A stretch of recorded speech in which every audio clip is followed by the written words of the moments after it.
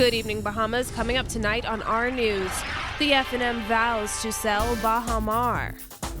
The battle still rages on at the public landfill, and the government has enlisted special help to fight the flames. That story straight ahead. New voter registration numbers show a decrease in urban areas. That story is coming up straight ahead. Plus, carnival fever heats up as music masters take the stage.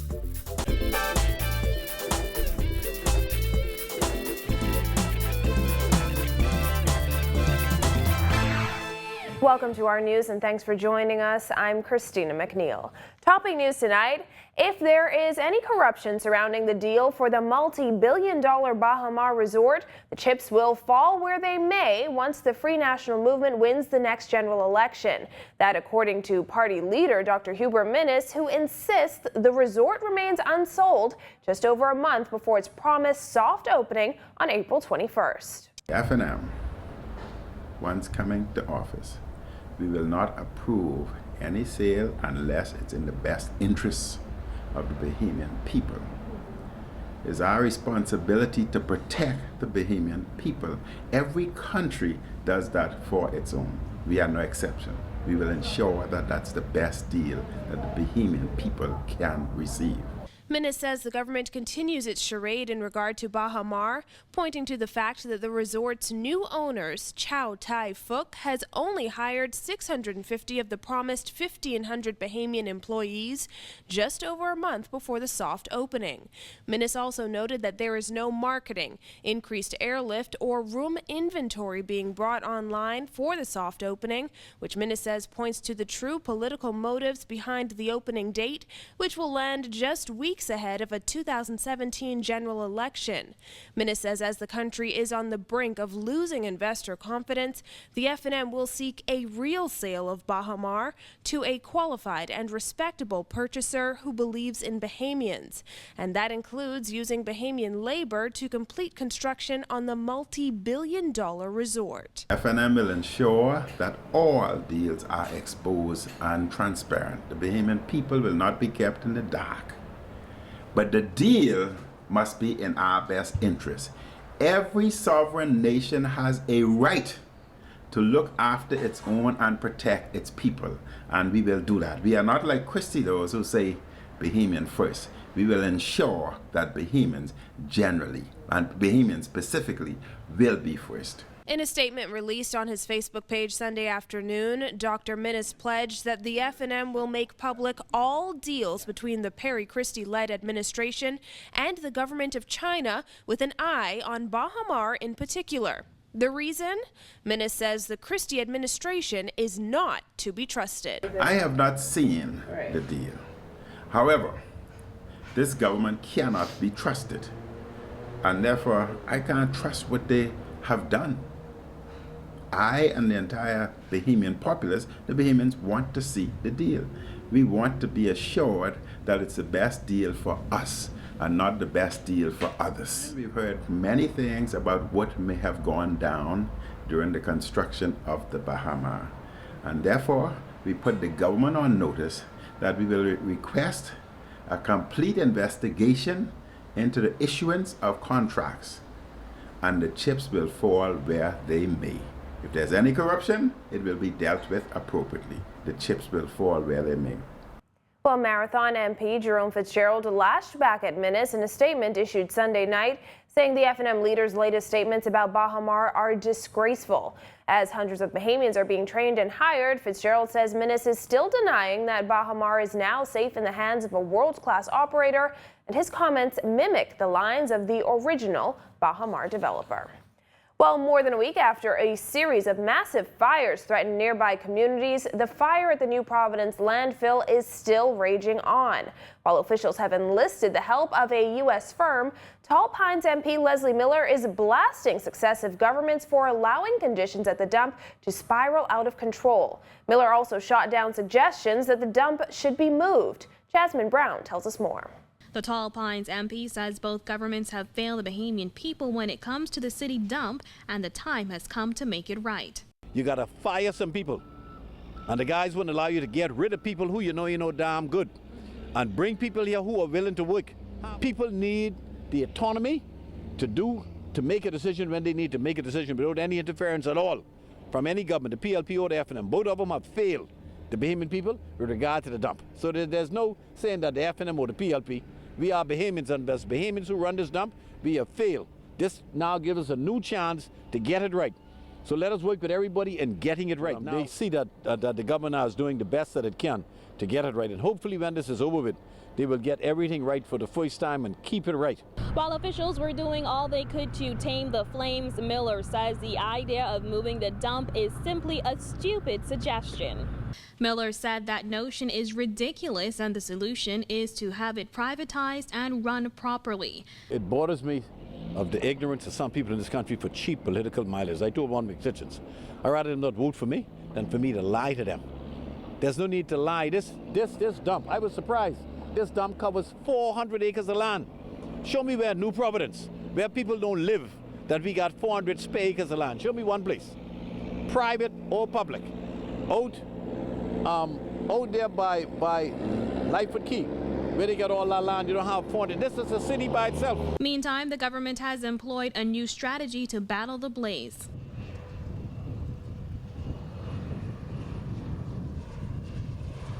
Airplanes spent most of the day dousing the landfill site in hopes of clearing that area of pockets of fire and smoke.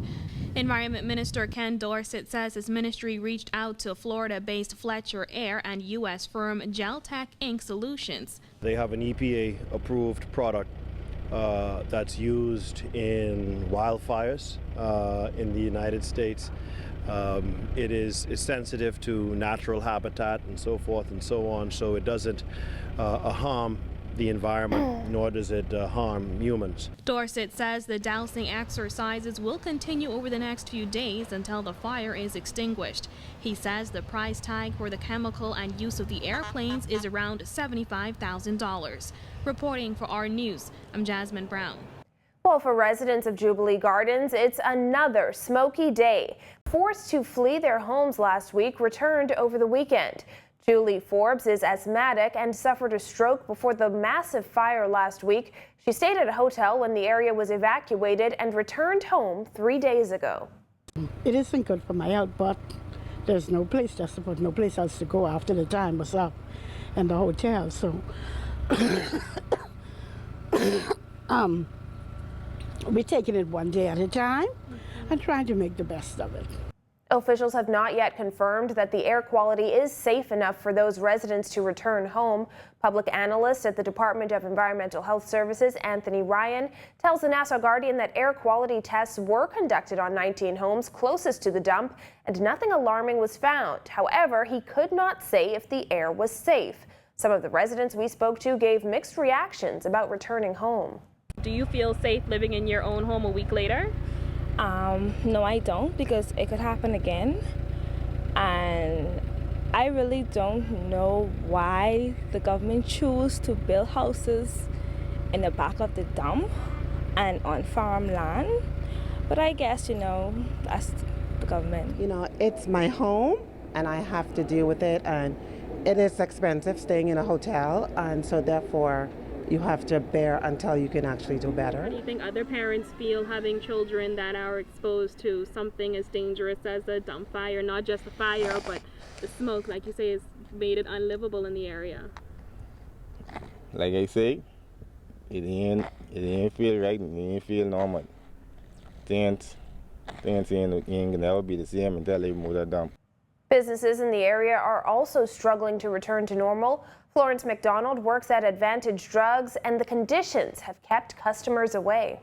It's still slow. You can still smell the smoke. Nobody coming in. I guess by later we may have some customer, but not now.